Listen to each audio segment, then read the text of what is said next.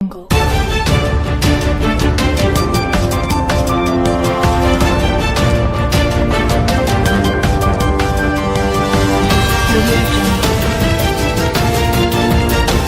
ሰላም ጤና ይስጥልኝ የታማኝ መረጃ ቻናል ተከታታዮች በየሰዓቱና በየዕለቱ የሚወጡ የተመረጡ አዳዲስ መረጃዎችን በየሶስት ቀን ጠቅልል አድርገን በሳቢ መልኩ የምናቀርብበት የመረጃ ሰዓታችን ደርሷል።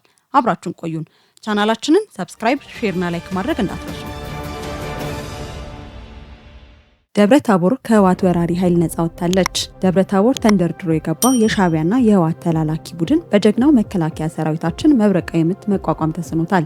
የህዝብ ሀብትና ንብረት ለማውደምና ለመዝረፍ የገባው ኃይል ከኋላም ከፊትም የሀገር መከላከያ ሰራዊት ከበባ ውስጥ አስገብቶት የማያዳግም እርምጃን ወስዶበታል። በዚህም ለሻዕቢያና ለህወሓት አስቸኳይ የድረሱልኝ ጥሪ ማሰማቱና ዳግም ደብረ ታቦርን እንዳያልም መሆኑ ተደርሶበታል። ይህ በእንዲህ እንዳለ የህወሓትና የሻዕቢያ ጦርነት እንቅስቃሴ አሁንም እንደቀጠለ ነው። ጽንፈኛው የህወሓት ቡድን በድርድር ስም አዲስ ዙር ጦርነት ለመክፈት ዝግጅት እያደረገ ነው። ከሰሞኑም የሻዕቢያ ወታደሮች ወደ ክልሉ በማስገባት በቅርቡ በጠለምትና ወልቃይት ዳግም ጦርነት ለመክፈት በዝግጅት ላይ ከሚገኘው የህወሓት ቡድን አርሚ 11፣ 13፣ 17፣ 35 እና 42 ጋር ለመቀላቀል ሂደትን ጀምሯል። የሻዕቢያ አዛዦች ወታደራዊ ዘመቻውን እዛ ሆነው ለመምራትና ለማዘዝ መዘጋጀታቸውን ከውስጥ ሾልኮ የደረሰ መረጃ ያመለክታል። በተጨማሪም ስብስቡ ታጣቂዎችን በወልቃይት በጠለምትና በአፋር ግንባሮች በወታደራዊ ጭነት መኪናዎች እየላከና እያደራጀ ይገኛል። በሱዳን የሚገኘው አርሚ 7 ታንኮችን ከሱዳን ጦር ማግኘቱና በበኩሉ እንቅስቃሴ መጀመሩ ታውቋል። ሻዕቢያ እንዲሁ ከኢትዮጵያ ጋር ፊት ለፊት የሚጋፈጥ ወታደራዊ አቅም እንደሌለው ስለተረዳ ለጽንፈኛው ሸማቂዎች ኋላቀርና የቆዩ መሳሪያዎችን እያስታጠቀ ይገኛል። በዚህ የልብ ልብ የተሰማው ወራሪው ኃይል አከራካሪ የሆኑን ስፍራዎች አንዱ በሆነው በራያ አካባቢ በሚገኘው ባላማጣ ከተማ የትግራይ ክልል ባንዲራ እንዲውለበለብ አድርጓል። በተጨማሪም ቡድኑ በመላው ትግራይ የፋኖ ታጣቂዎችን አስገብቶ እያሰለጠነ ይገኛል። ለአብነትም በአዲ ጉደም፣ በሳምሬ፣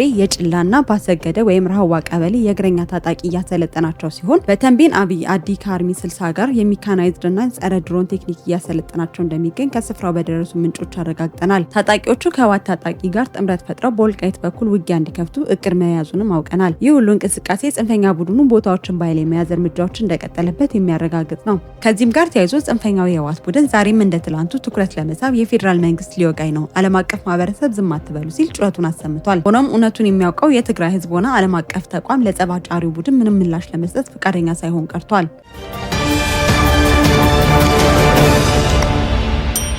ወደ ቀጣይ ዜና ተሸጋገርን። አስገራሚው የኤርትራ መንግስት ምላሽ። የኢትዮጵያ መንግስት በርካታ ትንኮሳዎችን ከኤርትራ በኩል እያስተናገደ ለሁሉም ትንኮሳዎች አጸፋውን ከመመለስ ይልቅ በሰላማዊ መንገድ እንዲፈታ ለንግግር እድል የሰጠ የሰላም ምሳሌውን አስተዳደር ነው። ሆኖም አምባገነኑ የኤርትራ መንግስት ግን ለሰላም ምንም አይነት ፍላጎት የለውም። ለዚህም የኢትዮጵያ መንግስት ላቀረበው የሰላምና እንነጋገር ጥሪ የአስመራው መንግስት የትኛውም ንግግር ፍላጎት የለኝም የሚል አሳፋሪ ምላሽን ሰጥቷል። የኤርትራ የማስታወቂያ ሚኒስትሩ በትዊተር ገጻቸው ላይ ባሰፈሩት አጭር ጽሑፍ ኢትዮጵያ የአሁኑን ጨምሮ ካለፉት 2 ዓመታት ጀምሮ መሰረተ ቢስ የሆኑ ወንጀላዎችን በአገሬ ላይ እያደረሰች የከረመች ቢሆንም ኤርትራ በእሳቱ ላይ ቤንዚን ላለማርከፍከፍ ስትል ዝምታ መርጣ ቆይታለች ብለዋል። ዓለም አቀፍ ማህበረሰቡ ጭምር የሚያውቀውን የኤርትራ ታጣቂ በጸረ ትግራይ ህወሓት ይሁንታ የትግራይ ምስራቃዊ ዞንን በመቆጣጠር የኢሮብ ማህበረሰብን በግዳጅ የኤርትራ አካል ካልሆናችሁ በሚል ሰፊ የዘር ማጥፋት እየፈጸመበት መገኘቱን ነው። በአጭሩ አገዛዙ ከኢትዮጵያ የቀረበለትን ግልጽ የሰላም ንግግር የጥሪ ደብዳቤ ራሱ ጸብጫሪ ሆኖ እያለ ጸባጫሪ ደብዳቤ በማለት አጣጥሎታል። ከዚህም ጋር ተያይዞ በአሁኑ ሰዓት ኢትዮጵያና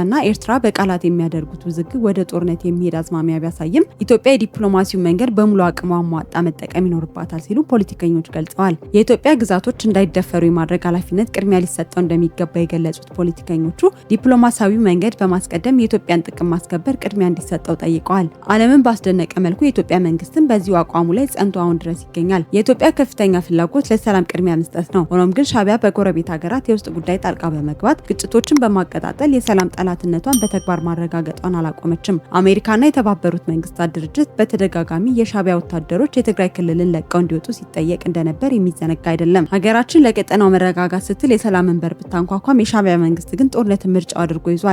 አሁን ግን ኢትዮጵያ የበዛ ትዕግስቷን እየተሟጠጠ በመሆኑ ሉዓላዊነቷን በየትኛውም አማራጭ ለማስከበር መገደዷ የማይቀር ነው። ኢትዮጵያ በአሁኑ ወቅት 503,000 ንቁ ወታደሮች አላት ሲሆን ይህም በአፍሪካ ከፍተኛው የሰው ኃይል የያዘ ወታደራዊ ተቋም እንደሚያደርጋት መረሳት የለበትም። ይህ በእንዲህ እንዳለ እንዳለ ሀገራት በህዝብ ተቋማቸው ውስጥ ያለውን የሙስና መጠን በመመርመር በየዓመቱ ሪፖርት የሚያቀርበው ትራንስፓረንሲ ኢንተርናሽናል የሚባል ተቋም እንደ አውሮፓውያን አቆጣጠር በ2025 በተለያዩ መለኪያዎች ባደረገው ጥናት በአምባገነኑ ኢሳያስ የምትተዳደረው ኤርትራ ከፍተኛ ሙስና የተንሰራፋባት ሀገር ናት ሲል ይፋ አድርጓል። ይህም ኤርትራ ከነ ሱዳን፣ ደቡብ ሱዳንና ሊቢያ ጋር በመሆን በዓለም አቀፍ ደረጃ ግንባር ቀደም ሙሰኛ ሀገር እንደሆነች ያስረዳል። ኤርትራ እንዲህ ባሉ የደካማ ሀገር መለኪያ ደረጃ ከፊት ስትገኝ ይሄ መጀመሪያው አይደለም። ከዚህም በተጨማሪ በህገወጥ ስደት፣ በእስረኛ ብዛት፣ በነጻነት እጦት በመሰል መልካም አስተዳደር ችግሮች ዝርዝር ላይ በአንደኝነት ትገኛለች። በተመሳሳይ ኤርትራውያን ዲያስፖራዎች በሻዕቢያ መንግስት ላይ የሚያደርጉት ጫና አሁንም እንደቀጠሉ ነው። ከሰሞኑም ሰማያዊ ማዕበል የተሰኘ የሻዕቢያ ተቃዋሚ ቡድን ተወካዮች ከአሜሪካ ምክር ቤት በአፈ ጉባኤ ማይክ ጆንሰን ጋር በመገናኘት የኢሳያስ አፈወርቂ አገዛዝ በኤርትራ ዜጎች ላይ የሚፈጽመውን የሰብአዊ መብት ጥሰት በአሁኑ ወቅት እየባሰ መምጣቱን አሳውቋል። ለዚህም የአሜሪካ መንግስት እርምጃ እንዲወስድ ጥሪ አድርጓል። ከዚህም ጋር ተያይዞ የግደፍ አገዛዝ እኩይ ድርጊቶችን ለመደበቅና ውስጣዊ ኃይሉ አደላድሎ ስልጣኑን ለማስጠበቅ ህዝቡን አደናግሮ ለመከፋፈልና ተቃዋሚዎችን ለማስፈራራት አልሞ በመላው የአገሪቱ ክፍሎች አስቸኳይ ስብሰባዎችን እያካሄደ እንደሚገኝ ታውቋል። ስብሰባው ለልማትና ለኢኮኖሚ ማነቃቂያ ሳይሆን ወጣቶችን ወደ ውትድርና እንዲዘምቱ ቤት ለቤት አሰሳ እንዲያደርግ ህዝቡን ለማሳመን እንደሆነም ተሰምቷል።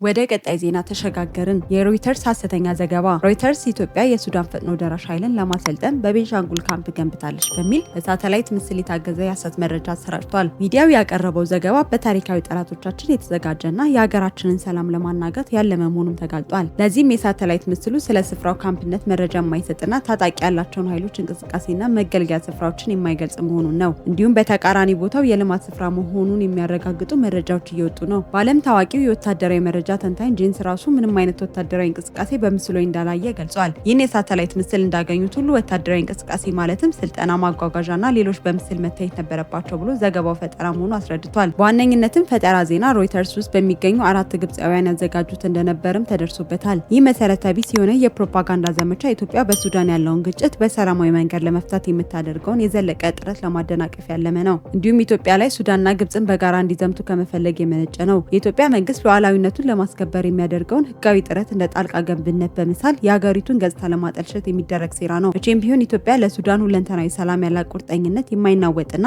ከማንኛውም የፖለቲካ ፍላጎት የጸዳ ነው። ለዚህም በአፍሪካ ህብረትና በሌሎች ቀጠናዊ መድረኮች በኩል ግጭቱን በድርድር ለመፍታት ያላትን አቋም በተግባር እያሳየች ትገኛለች። ይህን የፈጠራ መረጃ ደግሞ የጠላት ቅጥሮች በከፍተኛ ደረጃ ማራገባቸው የዘገባውን ተንኮል በግልጽ ያሳያል። በተለይ ጀዋር መሐመድ ጉዳዩን በትኩረት መያዙ የግብጽ ተባባሪ በመሆን ሀገሩንም ወደ ገደል አፋፍ እየገፋ ለመሆኑ ያመላክታል። በአጠቃላይ የሮይተርስ ዘገባ የኢትዮጵያን ትንሳኤ ለማደናቀፍ በግብጽና በሻዕቢያ በሚሊዮኖች የሚቆጠር ዶላር የተደገሰ የሴራ ፖለቲካ እንጂ ከመሬት ካለ እውነት ጋር ምንም አይነት ግንኙነት የለውም። የሀገራችን ሉዓላዊ ግርማና የድንበር ደህንነት ለማላላት የሚነዙ የሐሰት ወሬዎች የኢትዮጵያን ለሱዳን ሰላምና ለቀጠናዊ መረጋጋት በተግባር የምታደርገውን ትብብር ሊሸፍኑ አይችሉም።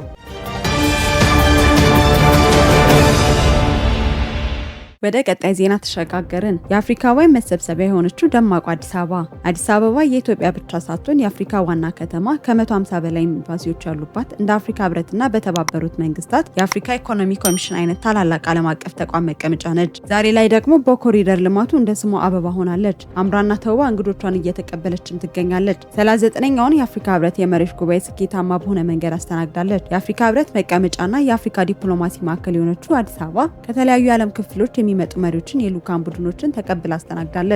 የጸጥታና ደህንነት ግብረ ኃይሉ በቴክኖሎጂና በሰው ኃይል ታግዞ ጉባኤውን በስኬት እንዲያጠናቅቅ አስተማማኝ ስራውን ሰርቷል። ኢትዮጵያ በፓን አፍሪካኒዝም ማዕከልነትና ዲፕሎማሲያዊ ሚና በኩል አህጉር አንድነት ድምጽ እንዲኖረው ማድረግ ተችሏል። በዚህም የአፍሪካ የጋራ ጥቅሞችን ለማረጋገጥ ኢትዮጵያ የበኩሏን አስተዋጽኦ አድርጋለች። ኢትዮጵያ እንዳስተናጋጅ ሀገር ከተለያዩ ሀገራት የሚመጡ መሪዎች ልዑካንና እንግዶችን ተቀብላ ከማስተናገድ ባሻገር በርካታ የሁለትዮሽ ውይይቶችን አድርጋለች። ኢትዮጵያ ከልዩነት ይልቅ አንድነትን፣ ከግጭት ይልቅ ውይይትን በማስቀደም ለቀጠናው ህዝቦች ብሩህ ተስፋ እየሆነች ትገኛለች። ሀገራችን የህዝቦችን ትስስር እንዲጠናከር፣ የንግድ መስመሮች እንዲሰፉና የጋራ ልማት ፕሮጀክቶች እንዲሳኩ የምታደርገው ጥረት የአህጉሪቱ የፖለቲካና የዲፕሎማሲ የልብ ትርታ የሆነችው አዲስ አበባ በየሳምንቱ በምታስተናግዳቸው ዓለም አቀፍ ሁኔታዎች የኮንፈረንስ ቱሪዝም ማዕከልነቷን በጽኑ መሰረት ላይ እያሰረፈች ትገኛለች።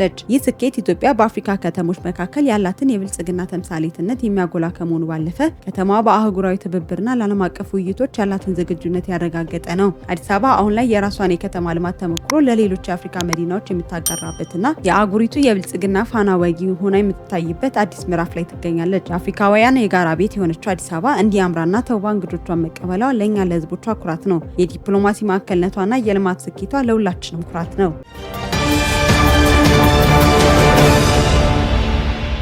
ወደ ቀጣይ ዜና ተሸጋገርን። አቶ ገዱ እውነቱን ተናግረዋል። አቶ ገዱ ትናንትና ዛሬ ሁለት ምላስ ሆነው ቢገለባበጡ እነ ዶክተር አብርሃም በላይ ግን ከትናንት እስከ ዛሬ በማስረጃ ጭምር ብቅ ብለው እውነቱን አረጋግጠዋል። ከስምምነቱ ማግስት ጀምሮ ኤርትራ የኢትዮጵያ ሉዓላዊ ግዛትን ለቃ እንድትወጣ የሚጠይቅ ስምምነት የተደረገ መሆኑን ዶክተር አብርሃም በማህበራዊ ትስስር ገጻቸው ይፋ አድርገዋል። ታሪክ የሚገልጠውን ሀቅ ለመደበቅና እርካሽ የፖለቲካ ሸቀጥ ለመነገድ መሞከር አክሳሪ መሆኑን ዶክተር አብርሃም ከመናገር አልፈው በተግባር አሳይተዋል። አቶ ገዱ እንዳርጋቸው ወደ ኤርትራ መልእክተኛ ሆኖ መላካቸውን ለክራቸው ይመሰክራሉ በተባሉት ጉዳይ ላይ የዶክተር አብርሃም በላይ ምስክርነታቸውን መስጠታቸውን ተከትሎ ገዱ ይሄ የክደት መንገድ እንደማያዛልቅ በመረዳት እውነቱን አውጥቷል። ይህ በመጀመሪያ ራሳቸውን ጻድቅ ለማድረግና በቀጥታ ላለማመን ሲታገሉ እንደነበር የሚታወስ ነው። እውነቱ በወጣበት ማግስት አቶ ገዱ የድንጋጤ በሚመስል መልኩ ሌላውም ጉድ ሳይወጣብኝ በሚል ለክራቸው ሳይሆን ለነውራቸው ሲሉ እውነታውን ለመናገር ችለዋል። ይህ ብቻ ሳይሆን አቶ ገዱ ኤርትራ የአማራ ባለውለታ ተደርጎ መታሰቡ ስህተት ነው፣ በሰሜኑ ጦርነት ወቅት ደብረታቦር በገባበት ከተሞችን የማውደም ስራ ሰርቷል ሲሉ እውነታውን በግልጽ ተናግረዋል። ሻዕቢያ የሰላማዊ ዜጎች ህይወት በከንቱ እንዳጠፋ፣ ንብረት እንዲወድም፣ ትግራይን ብቻ ሳይሆን የአማራ ክልልም ቀውስ ውስጥ እንዲገባ ሲተጋ እንደነበር ከፈረሱ አፍ ማረጋገጥ ተችሏል። በመሆኑም ፋኖ እውነትም ለአማራ ከሆነ የሚታገለው ለጦር መሳሪያና ሎጂስቲክስ ድጋፍ ሲል ከዚህ ጸረ አማራ ኃይል ጋር ማበሩን ሊያቆም ይገባዋል። ከዚህም ጋር ተያይዞ የአማራ ብሔራዊ ንቅናቄ በአማራ ክልል እየታየ ያለውን የትጥቅ እንቅስቃሴ ለህዝቡ መሰረታዊ ጥያቄዎችን መልስ እንደማያመጣና ለታሪካዊ ጠላቶች በር የከፈተ መሆኑን በወጣው መግለጫ ላይ አስፍሯል። ፓርቲው በአማራ ክልል እየተካሄደ ያለው ግጭት በታሪካዊ የሀገር ጠላቶችና በግል ጥቅም አሳዳጆች በእጅ አዙር እየተመራ ይገኛል በማለት የፋኖ ትግል ለአማራ ህዝብ የሚደረግ ትግል አለመሆኑን ይፋ አድርገዋል። የቡድኑ እንቅስቃሴ ህዝቡን ተቋምና መንግስት አልባ በማድረግ ለኢኮኖሚና ለደህንነት ስጋት እየዳረገው መሆኑን አመልክቷል። ፓርቲው የግጭትና የጦርነት ፖለቲካ ዘላቂ ጥቅም እንደማያስገኝ በመጥቀስ የህዝቡ መሰረታዊ ጥያቄዎች እንዲወሳሰቡ የሚያደርግ እንቅስቃሴዎች እንዲቆሙ አሳስቧል። ሆኖም ግን ጽንፈኛው ፋኖ የሰላም እድልን ሳይቀር ለጦርነት ዝግጅት እየተጠቀመ ጸረ ህዝብነቱን እያሳየ ይገኛል። የሀገር መከላከያ ሰራዊት የሀገርን ሰላምና የህዝብን ደህንነት በማስቀደም ነገሮችን በሰላማዊ መንገድ ለመፍታት ሲል ከአንዳንድ አካባቢዎች በሰላም መውጣቱ ይታወቃል። ከግጭት ውጭ ምንም ማሰብ የማይችሉ ጸረ ሰላም ኃይሎች ግን ይህንን አጋጣሚ በመጠቀም ከጠላት የተሰጣቸውን የጥፋት አጀንዳ ለማስፈጸምና የገዛ ወገናቸውን ለማሰቃየት እየሞከሩበት መሆኑ ከስፍራው በሚደርሰን መረጃ ለማረጋገጥ ችለናል።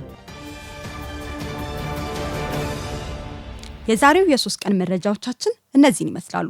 በቀጣይ ወቅታዊ ታማኝ መረጃዎች እንዲደርሷችሁ ቻናላችንን ሰብስክራይብ ማድረግ እንዳትረሱ።